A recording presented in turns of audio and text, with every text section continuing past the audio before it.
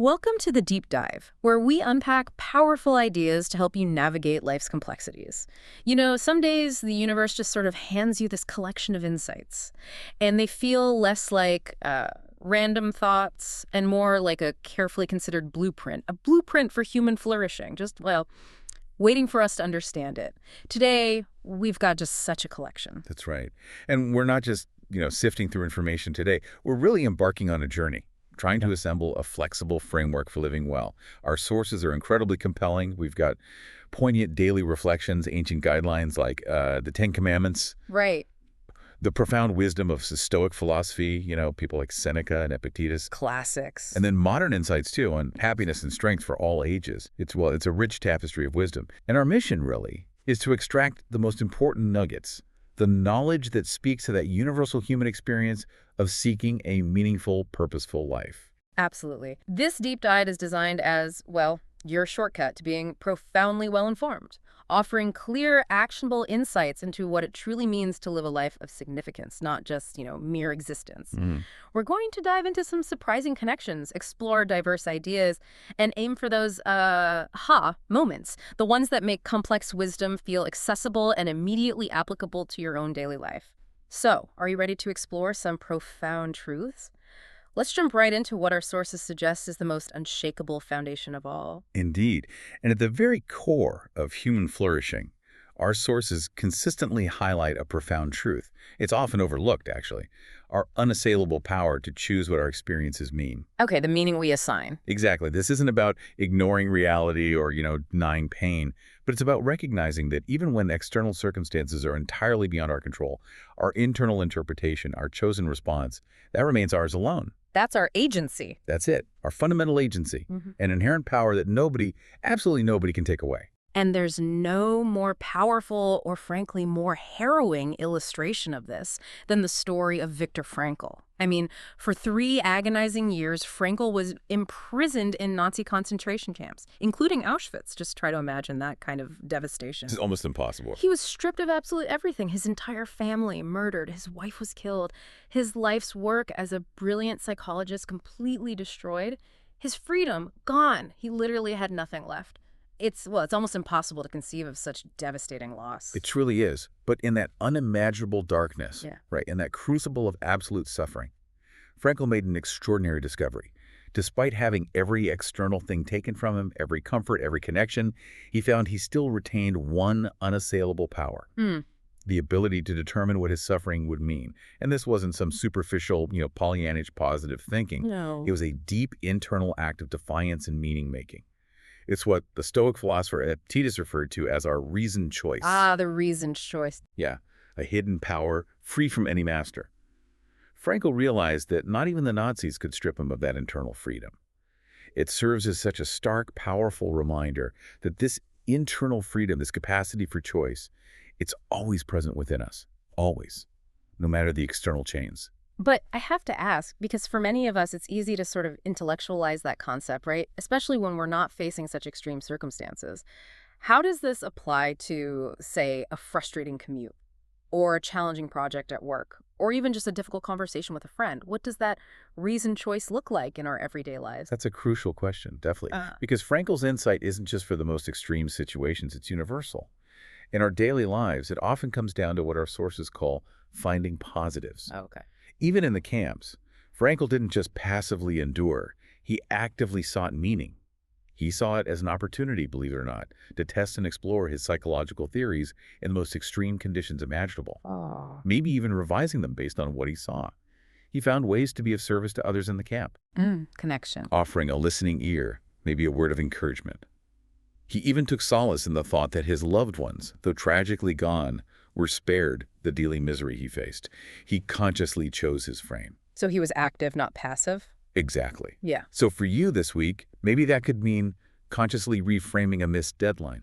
Not as a definitive failure, but as an opportunity to refine your process, to learn from the feedback. Right. Feedback, not failure. It's about finding that tiny internal pivot point. It could mean transforming a seemingly insurmountable obligation into a challenge you choose to conquer, maybe with a specific learning goal in mind. That makes it much more tangible. His story isn't just, a historical anecdote. It's a living reminder of your fundamental agency. You can't always control what happens to you in life, the challenges, the disappointments, the unexpected turns. We all know that. Hmm. But you absolutely can always choose how you interpret those events and how you respond. Think about the areas of duress or obligation in your own life, however small they might seem. What choices are available to you day after day? Are you truly taking advantage of them? Are you actively looking for the positives, even amidst the difficulty? This principle truly transforms our view of everything. And this choice, this agency, it directly ties into our attitude. One of the powerful nuggets of wisdom from our daily reflections simply states, the only difference between success and failure is one's attitude. Okay, that sounds simple, but Well, it's not just a motivational poster slogan, right? It's a direct, practical consequence of Frankl's insight about choosing interpretation. If you choose to see failure as definitive, as an endpoint, then guess what? It becomes exactly that. right, self-fulfilling. But what if you chose differently? What if you adopted an attitude that transformed perceived defeat into something else entirely? I think we've all been there, haven't we? That gut-wrenching feeling of a setback where it feels like the world is collapsing.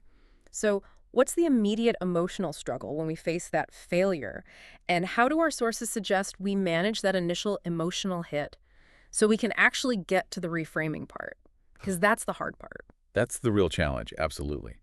Our sources don't suggest we ignore the pain or disappointment. That wouldn't be realistic. But rather that we shift our relationship with it. They encourage us to reframe failure entirely, suggesting, and I love this phrasing, call every failure an experiment that didn't work out the way you wanted it to. An experiment. Okay, I like that. Failure, in this light, isn't a verdict on your worth or your capability. It's simply feedback. It's information. It's education. Data points. Exactly. Data. Data points. This cognitive shift is profound because it transforms perceived defeat into a crucial step on a learning journey. Think of scientists in the lab, right? An experiment failing to yield the expected result isn't a personal failure. It's valuable data. It narrows down future possibilities. The pain we might feel from failure, that's just feedback, a signal, guiding us toward a better approach next time. It's a reminder that there's no shame in failing. The real shame, perhaps, lies in not learning and not continuing to experiment. So, if you've been holding back on trying something new or, pursuing a challenging goal because of that fear of failure, how does reframing those potential setbacks as merely experiments change the way you approach things? How does it alleviate that natural fear? It empowers you, doesn't it, to keep iterating, to keep growing. Exactly. It takes the sting out. And this continuous reevaluation, this active choice, brings us to the crucial role of consciousness. Our sources state, if we are not involved in the process of consciousness, we are unconscious. Okay, unpack that a bit. This isn't some mystical or metaphysical statement. It's deeply practical. Choosing our attitude, reframing failure, actively looking for positives, all of these require conscious, deliberate engagement. Engagement with our own thoughts, our emotions, our responses. It demands that we be awake to our own experience. Instead of just being on autopilot. Precisely. Yeah. Rather than passively letting life happen to us. So instead of letting life just happen to us, this calls for us to actively engage our minds to be awake, right? It means paying attention not just to the external events, but to our internal landscape too. This active participation in consciousness is what allows us to exercise our reasoned choice and shape our attitude. It's the engine that drives personal growth, preventing us from simply reacting. By choosing to be conscious, we choose to be the authors of our responses. Authors, not just recipients of circumstance. That's a great way to put it. It's like being the captain of your ship rather than just a passenger drifting along. It requires regular self-reflection, maybe through journaling or meditation, just observing our thoughts and reactions without judgment. Taking that pause. Yes, taking a moment before responding to that difficult email or a challenging situation rather than impulsively reacting. This active participation cultivates a sense of self-awareness that is so crucial for navigating life's complexities and consistently applying these principles of choice and attitude. It's a daily, even moment-by-moment practice. That idea of internal choice is so foundational. It really is. And it naturally raises the question, once we understand that power within, how do we best apply it to our interactions, with others, with the world, ensuring we stay open without being taken advantage of? This moves us into what we're calling Section 2, the art of engagement. Right. And this section offers some truly sophisticated wisdom on balancing boundaries and connection. It's a delicate act. The guiding principles are clear and, I think, quite profound. Give but don't allow yourself to be used. Hmm. Love but don't allow your heart to be abused. Trust but don't be naive. And listen to others but don't lose your own voice. Wow. Each Yeah. one of those is a lot to unpack. It is. And this isn't a simplistic call for just self-protection or isolation. Far from it. It's really a blueprint for mature, respectful, and genuinely engaged interaction with the world. It's about maintaining your integrity and your self-respect while still being deeply open to human connection and contribution. It acknowledges the inherent vulnerability in connection, but offers a way to navigate it with wisdom. I think we can all relate to this in our daily lives, can't we? It's that delicate dance Hmm. between generosity and self-preservation. Think about giving generously to friends, for example, offering help, support. Which is good. Absolutely. But not allowing an endless stream of taking without reciprocity, where your resources or energy are constantly drained, Ready to or bound. loving your family deeply, which most of us do, but perhaps needing to maintain a healthy emotional distance from constant negativity or, mean-spirited comments that just chip away at your spirit. Setting boundaries with love. Exactly. It's about trusting people, yes, believing in good intentions, but also recognizing deception when it appears, not blindly accepting everything. And critically, it's about listening intently to advice from others, which is invaluable for growth. We need that, but still preserving your own unique ideas and convictions. Not letting others' opinions completely overshadow your own inner wisdom. That's beautifully put. Each of these guidelines presents a nuanced challenge, almost a tightrope walk. Give, but don't allow yourself to be used. That implies a discernment, doesn't it? About motivations and impacts, making sure your generosity is genuinely helpful, not enabling. Discernment is key there. Love, but don't allow your heart to be abused. That speaks to the courage needed to protect your emotional well-being without shutting down your capacity for love entirely. It means recognizing toxic patterns and having the strength to step back. Which is hard. So hard. Trust but don't be naive. That's about cultivating a healthy skepticism that doesn't slide into cynicism.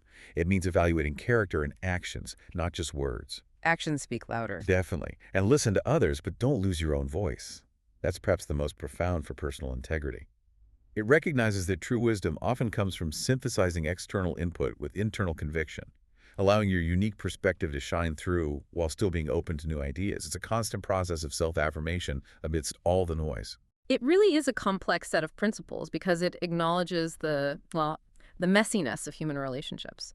How do you apply these delicate balances in your own life to protect your heart, protect your voice, but still stay connected? For me, I often find myself needing to reflect. Am I giving from a place of genuine desire to help, or am I giving from a fear of saying no? That pause, that conscious check-in, it often makes all the difference for me. That kind of intentional self-reflection is precisely what our sources advocate for. It's vital. And this idea of discerning engagement, it also extends beyond personal relationships. It applies to our relationship with possessions and external circumstances too. The Stoic philosopher Seneca offers a brilliant insight that resonates deeply here. He said, "If my wealth should melt away, it would deprive me of nothing but itself. But if yours were to depart, you would be stunned and feel you were deprived of what makes you yourself." Oof. With me, wealth has a certain place. In your case, it has the highest place. In short, I own my wealth, your wealth owns you. Wow. That's a powerful distinction, isn't it? Really stark. And it stretches far beyond just money. Seneca isn't just talking about financial wealth here, is he? Not at all. He's talking about anything external we cling to. Success, status, a particular job title, even certain relationships maybe, or perhaps even our online persona and the number of likes we get these days. Absolutely. All those external validators. Our relationship to these things determines whether they serve us, as tools, as resources to enhance our lives, or whether they subtly, or sometimes not so subtly, enslave us by defining our very identity. So they become the master. Exactly. True freedom, as Seneca suggests, isn't necessarily having nothing to lose. Maybe that's part of it sometimes. But it's more about maintaining your fundamental sense of self, your core identity, your you-ness, regardless of what you gain or lose in the external world. Consider how much our society encourages us to define ourselves by our achievements, our possessions, our titles. Seneca challenges us to ask, if all of that disappeared tomorrow, would you still know who you are? Would you still feel whole? The deeper insight is that when we allow external things to take the highest place, they become our masters. They dictate our emotions, our security, and ultimately our happiness. But when we maintain a healthy distance, holding them lightly, they remain in their proper place as servants to our larger purpose. That's a question worth some deep reflection for all of us. What external things do you value? Do they define you, or do you truly own your relationship with them? What makes you yourself, independent of your job title, your bank account, your social standing, or even the opinions of others? It brings us right back to that internal power of choice, doesn't it? It absolutely does. Because choosing not to be owned by your wealth, whatever form that wealth takes, is an act of profound internal freedom. And this nuanced understanding of engagement also takes us to a broader societal framework. Our sources introduce the Ten Commandments, which are ancient guidelines, and regardless of one's personal religious beliefs, they offer a really profound and enduring framework for building and sustaining community. Yeah, I think sometimes people hear Ten Commandments and immediately think, okay, religion, strict rules. But the way our sources present them is incredibly compelling from a different angle. They're not just arbitrary restrictions handed down from on high, are they? Not at all. Viewed this way. When we look at the Ten Commandments through this lens, they can be seen as accumulated wisdom. Wisdom from humanity's hard-won, often painful, understanding of what enables communities to actually thrive across generations. Okay, like a social technology. Kind of. They represent a sort of early foundational social contract. These aren't just abstract moral imperatives, they're practical rules for building a civil society, for ensuring safety, fostering trust, promoting long-term stability. They illustrate, quite clearly, how individual choices ripple outward, affecting the entire social fabric, not just one's personal salvation or standing. That's a fascinating way to frame it. So let's pick a couple and really unpack their societal impact. Take "Thou shalt not steal," for instance. On the surface, it seems obvious. Don't take stuff that isn't yours. But what's its deeper role in building a functional community? Well, "Thou shalt not steal" is far more than just a simple prohibition. It underpins the very concept of private property, and by extension, economic stability and personal security. If a community cannot guarantee that its members' possessions are reasonably safe, then trust just erodes completely. Everything breaks down. Exactly. People become hesitant to work hard, to invest, to build, if their efforts can be arbitrarily taken away. This single commandment fosters a sense of order, predictability, and fairness, all essential for any complex society to function. Without it, you have chaos, right? A constant struggle for resources, an inability to build wealth or plan for the future because nothing is truly yours. It forms the bedrock of a stable economy and a secure personal life. That's a really insightful point. It's not just about my stuff, it's about the whole system. What about "Thou shalt not bear false witness against thy neighbor"? How does that contribute to a flourishing community beyond just, telling the truth in general? Oh, that commandment is absolutely critical for justice and social cohesion. Bearing false witness isn't just lying in general, it specifically refers to giving false testimony, often in a legal or public context, specifically to harm another person. Ah, okay. The intent to harm through falsehood. Precisely. In a community, if people cannot trust the testimony of others, the entire justice system collapses. It just can't function. Innocent people can be condemned, the guilty can go free. Mm. And beyond the strictly legal aspect, it speaks to the vital importance of truthfulness in all communication, of integrity in our words. Mm. If rumor, gossip, and outright lies become common currency, how can people truly connect? How can they collaborate effectively? How can they trust in shared goals? It destroys reputations, it poisons relationships, and ultimately, it fragments the community by eroding the very foundation of trust. It calls for accuracy, fairness, and a deep respect for the truth, even when it's inconvenient or difficult. So these are foundational principles for ethical engagement within any civil society. They're practical rules. Very practical. For living together, respecting each other, and building the trust that allows a community to flourish. So, these ancient rules, regardless of their specific origin story for any individual, they challenge our modern, sometimes hyper-individualistic tendencies. They ask us to reconsider our impact on the broader community, don't they? They remind us that our choices echo far beyond ourselves. Okay, moving on from the art of engagement. Our blueprint now asks us to confront a sometimes uncomfortable truth, that true growth often lies in embracing what's difficult. This leads us to Section 3. Embracing the steep path. The core idea here is that the most worthwhile things in life are often the most challenging, and that embracing this difficulty is absolutely key to growth and true strength. Yes, this is an ancient truth, really, articulated beautifully by Confucius, who observed, "It is easy to hate, and it is difficult to love."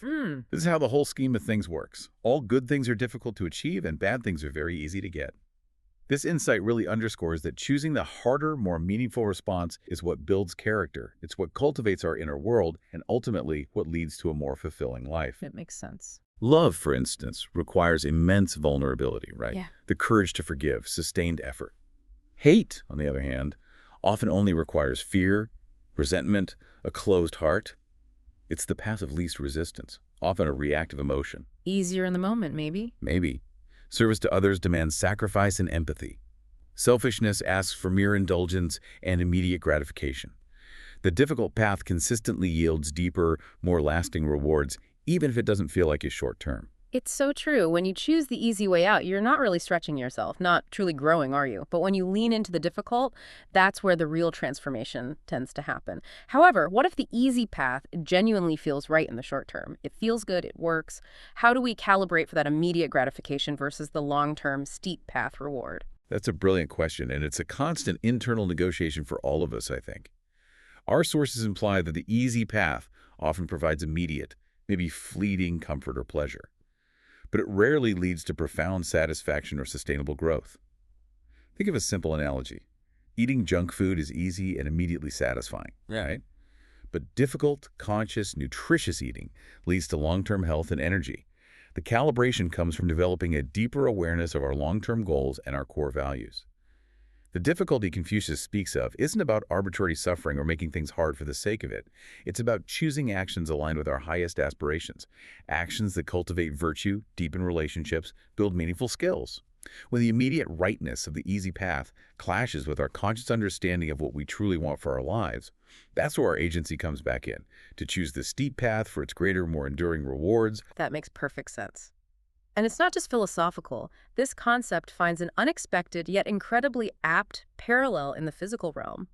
Christopher Sommer, a renowned strength training expert, former national team gymnastics coach, he notes that true foundational physical power doesn't come from easy exercises, not from relying on machines that offer excessive leverage. Right, the ones that make it feel easier than it is. Exactly. Instead, true strength comes from movements so lacking in leverage that even simple bodyweight exercises, when mastered with precision and progression, can build staggering amounts of strength. The parallel is so illuminating. Just as our muscles grow when they are consistently challenged with proper resistance and progressive overload, our character and our inner strength, our resilience, our patience, our wisdom develop through choosing the more difficult but ultimately more rewarding path in life.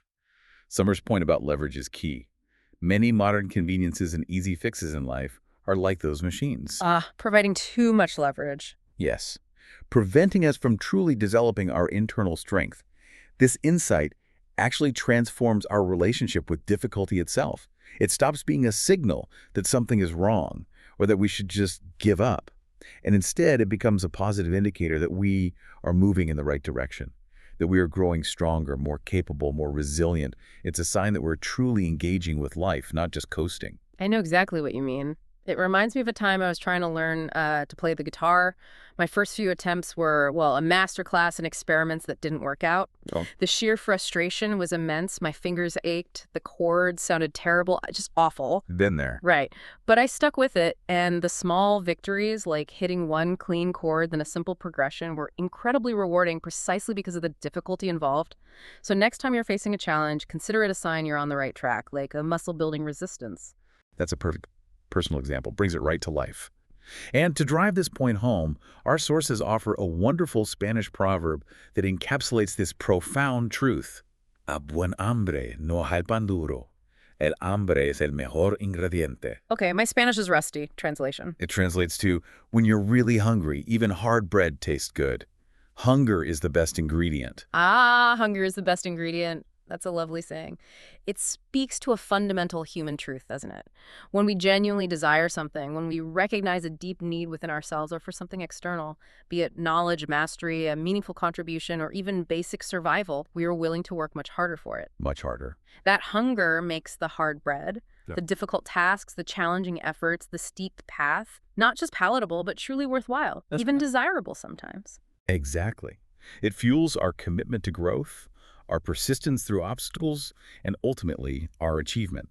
It implies that cultivating a genuine, deep-seated desire for something is perhaps the most powerful force we can harness. When we truly yearn for self-improvement, for a better relationship, for a project to succeed, or for a purpose to be fulfilled, the difficulty involved transforms from a barrier into a necessary component of the journey, even sometimes a source of satisfaction itself. It's about finding that deep, intrinsic motivation that makes the steep paths not just bearable, but truly fulfilling. Fantastic. So we've talked about our internal power of choice, the art of engaged relationships, and the value of difficulty. Now let's widen our lens even further to Section 4, Living for Legacy. This explores our impact on the world. The core idea here is that individual flourishing is deeply intertwined with how we affect others and future generations. We are called, in a way, to contribute to something greater than ourselves. Yes, this section really gets to the heart of purpose and collective human endeavor. Ryan Holiday, in his Daily Dad Reflections, asks a profound question that resonates perfectly with this idea. Why do we tell stories to our kids? Why do we share history with them? Stories about figures like Martin Luther King Jr., George Washington, Portia Cato, Cincinnatus, Florence Nightingale, Jesus, or Marcus Aurelius. What's the point beyond just historical fact-sharing? Yeah, why the specific stories? The lesson, as Holiday points out, isn't just about history, dates, and facts. It's about inspiration. It's about possibility. We tell these stories because they matter profoundly.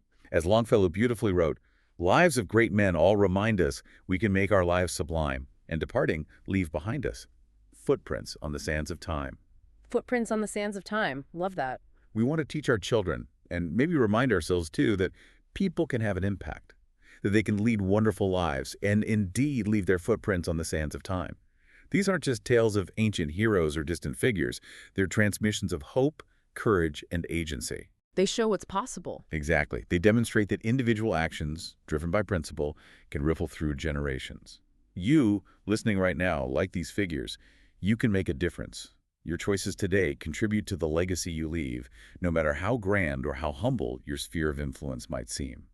And if we look at those specific examples you mentioned, they're not all leaders of nations or generals, are they? It's a mix. A real mix. Martin Luther King Jr. fought for civil rights with nonviolence, fundamentally changing a society. George Washington demonstrated principled leadership and then, crucially, relinquished power. Portia Cato, a Roman woman, embodied stoic strength and loyalty in incredibly trying times. Cincinnatus, another Roman, left his quiet farm to save Rome and then, importantly, returned to it, exemplifying civic duty over personal gain. He didn't cling to power. No. Florence Nightingale revolutionized nursing and sanitation, saving countless lives through practical changes. Jesus inspired billions with a message of love and compassion that still echoes. Marcus Aurelius, a philosopher-emperor, offered timeless wisdom on self-governance that we still read today. Each demonstrates how different forms of impact, moral, political, social, humanitarian, can shape the world. But I have to ask again, maybe for the listener who's thinking, okay, that's great for MLK or Marcus Aurelius. If we're not a world leader or a famous historical figure, how does this idea of legacy apply to our everyday lives, to the smaller, more personal footprints we leave? It can feel a bit overwhelming to think in such grand terms sometimes. That's a really important distinction to make. Legacy isn't just for the famous, not at all. It's built in our daily actions. It's the kindness you show to a stranger in the checkout line. It's the wisdom you impart to a younger colleague or a mentee. It's the principles you uphold within your own family, day in and day out. The integrity you bring to your work, even when no one's watching. The small things add up. They add up massively. Think of a teacher who inspires one student, and that student goes on to do great things. Or a parent who instills strong values of honesty and compassion in their children. These are profound forms of legacy, perhaps even more intimately impactful than some grand historical gestures. Your everyday choices, how you treat people, how you contribute to your local community, how you simply live your values, these are the footprints you leave in the lives of those around you. And they ripple outward in ways we often don't fully see or appreciate at the time. This concept of impact, of ripples, is further illuminated by Fred Rogers' timeless wisdom. Many of us grew up hearing his mother's advice, right? Look for the helpers. Such simple, powerful words. You will always find people who are helping, especially in times of disaster or crisis. This simple act of focusing on the good, on those who step out, it's incredibly powerful, isn't it? It really is. And it's not just a comforting thought, though it certainly is comforting. It's a powerful psychological and social intervention, actually. This simple act of looking for the helpers does more than provide solace during scary times. It actively reinforces the very behaviors we need more of in the world. By highlighting them. Exactly. When you consciously seek out acts of service and compassion, you're not just passively observing, you're internalizing. By choosing to focus on the good, on those acts of service, we become part of the solution. We recognize and amplify the positive, and crucially, we inspire others, maybe unconsciously, to do the same. It's almost like, as you said earlier, a treasure hunt for goodness in the world. That's such a beautiful way to put it, a treasure hunt for goodness. Mm. When you actively look for the helpers, you feel better. Your own sense of helplessness diminishes. And who knows, maybe you even decide to become a helper yourself in some small way, becoming one of those comforting presences for others. It's an active choice again, isn't it, to shift your focus, which again brings us back to our foundational idea from Frankl about choosing your interpretation. Absolutely. It transforms a potentially overwhelming or despair-inducing situation into one where agency and community are visible and active. And this idea of making an impact, of contributing, extends beautifully into a redefined understanding of leadership and collaboration. William Feather, an American publisher and author, provides an insightful quote here. Next to doing a good job yourself, the greatest joy is in having someone else do a first-class job under your direction. Okay.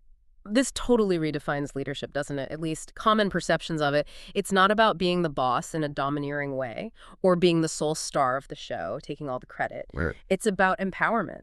It speaks to the profound satisfaction that comes from fostering excellence in others, creating an environment where they can reach their full potential.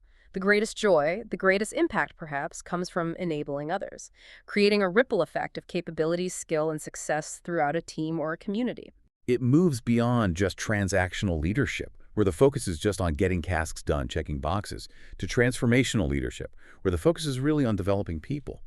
This perspective prioritizes mentorship, delegation, trust, coaching, understanding that true strength lies in building a capable, confident team, not just in individual prowess. Yeah. Imagine how that kind of leadership changes workplaces, families, communities. It's about facilitating greatness, not just achieving it individually.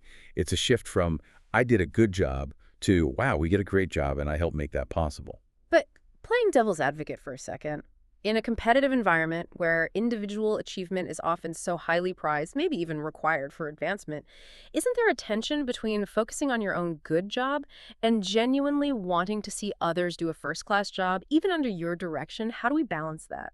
That tension is very real, and navigating it is a crucial aspect of mature leadership. Absolutely. Our sources suggest that while individual excellence is important, of course it is, the greatest joy, and often the greatest long-term success for everyone, including you, comes from multiplication, from extending your impact through others. It requires a shift in mindset. From what to what? From scarcity to abundance, really. Instead of viewing another's success as a threat to your own slice of the pie, you see it as an expansion of the collective good, maybe even a testament to your ability to uplift and empower. This doesn't mean neglecting your own work or responsibilities, not at all, but rather integrating the development of others into your definition of doing a good job. It means having the confidence in your own abilities to also celebrate and cultivate the abilities of those around you. It truly redefines what winning looks like, making it a shared victory, not a zero-sum game. Okay, that reframing from scarcity to abundance is key. So we've covered the power of choice, the art of engagement, the value of difficulty, and how to make an impact on the world. This journey, however, as we know, is never truly finished. Which brings us neatly to Section 5, the ongoing journey.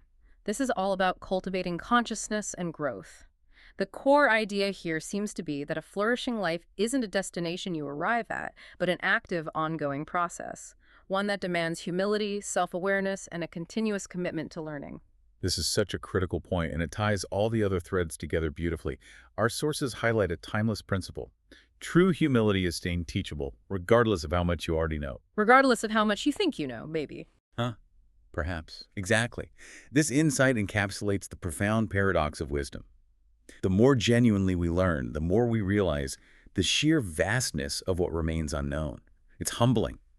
This perspective prevents stagnation. It combats intellectual arrogance, that feeling of, I've got it all figured out, and it fosters continuous lifelong growth. It keeps us open, Open to new ideas, new experiences, new ways of thinking, understanding that there is always more to discover, always more to refine. It's so true. Think about the most interesting, vibrant people you know, or the most effective leaders you've encountered. Aren't they almost always the ones who are still learning, still curious, no matter their age, their experience, or how accomplished they are in their field? Absolutely. They haven't closed themselves off. Even if you're an expert in your field or you excel at a hobby, embracing this humility keeps you connected to new possibilities. It prevents the arrogance that can shut down further learning and ultimately isolates you from growth. The happiest, most vibrant, and most impactful people are, I think, without a doubt, lifelong learners. They approach life with a kind of beginner's mind, ready to absorb and adapt. They absolutely do. And this isn't just about accumulating facts like preparing for a quiz show.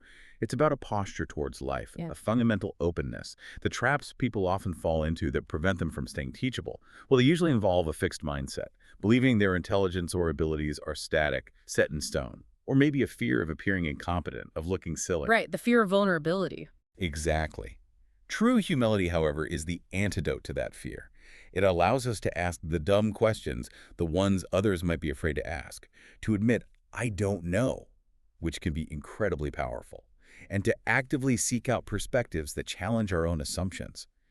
This constant inquiry and openness is fundamental to evolution, both personal and professional. It's about being comfortable, or at least willing to tolerate the discomfort of not knowing, understanding that it's the gateway to profound new understanding. And this commitment to learning and growth, it loops back powerfully to an earlier concept we discussed, active participation and experience. We return to that core idea. If we are not involved in the process of consciousness, we are unconscious. Yes, this is the connective tissue for everything we've discussed today. Living a flourishing life is simply not a passive endeavor. It's not something that just happens to you if you're lucky. It demands our active, moment-by-moment participation in our own experience.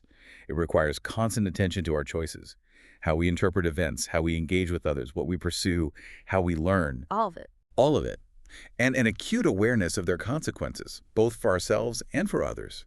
It's about being awake to life every single day, not drifting through it on autopilot. It means practicing mindfulness, perhaps, taking moments for reflection, and deliberately engaging our will and our intellect in shaping our journey.